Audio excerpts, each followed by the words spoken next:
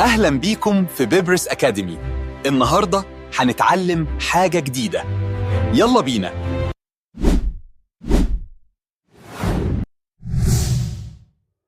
عمرك اتسألت المشروع أو المهمة دي بتاخد وقت قد إيه؟ وطلعت الإجابات دايما تخمين، وتاخدها بالفهلوة وتقول لهم ماكسيمم 5 أيام. في الفيديو ده هقولك على طريقة علمية اسمها بيرت، بتخليك تقدر زمن المشروع بدقة وبمنهجية، وكمان هنفهم مع بعض يعني إيه تباين وانحراف معياري بطريقة بسيطة جدا.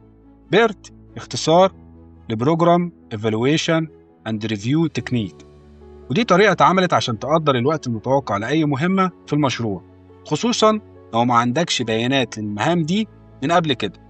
بدل ما تقول رقم واحد كده بالحظ، بيرت بيخليك تجمع بين 3 تقديرات: أفضل حالة والحالة المرجحة وأسوأ حالة، وبعدين نحسب منهم متوسط ذكي، يعني الحالة اللي احنا عايزين نوصل لها والحالة اللي عايز مدير يوصل لها وأسوأ حالة ممكن نعملها.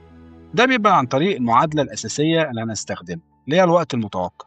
اللي هي المعادلة دي يعني بندي وزن أكبر للسيناريو المرجح علشان هو الأقرب للواقع.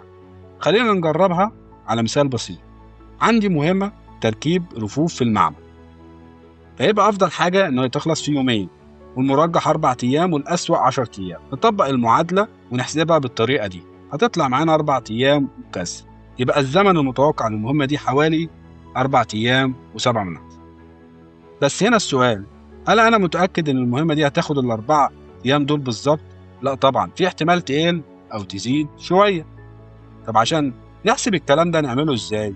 علشان كده بقى إحنا بنحسب التباين، الفاريانس، والانحراف المعياري، الستاندرد ديفيجن، عشان نعرف درجة عدم اليقين حوالين الرقم ده قد إيه.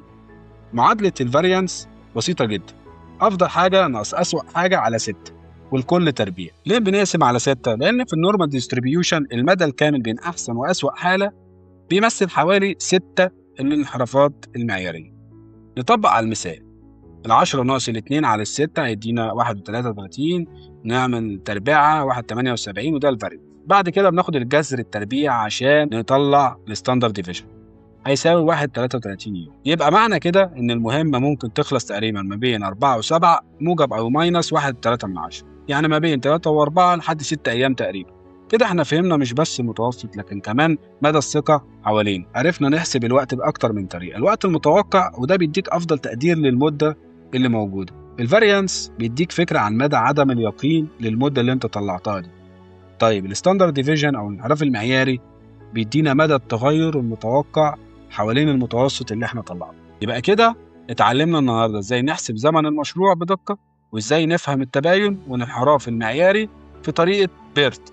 ولو حابب اعمل لك حلقة تانية اشرح فيها استخدام بيرت مع المسار الحرج كريتيكال باس، او نحسب احتمالية التأخير، اكتب لي في الكومنتات. ما تنساش تعمل لايك وسبسكرايب، وأشوفك في الفيديو الجاي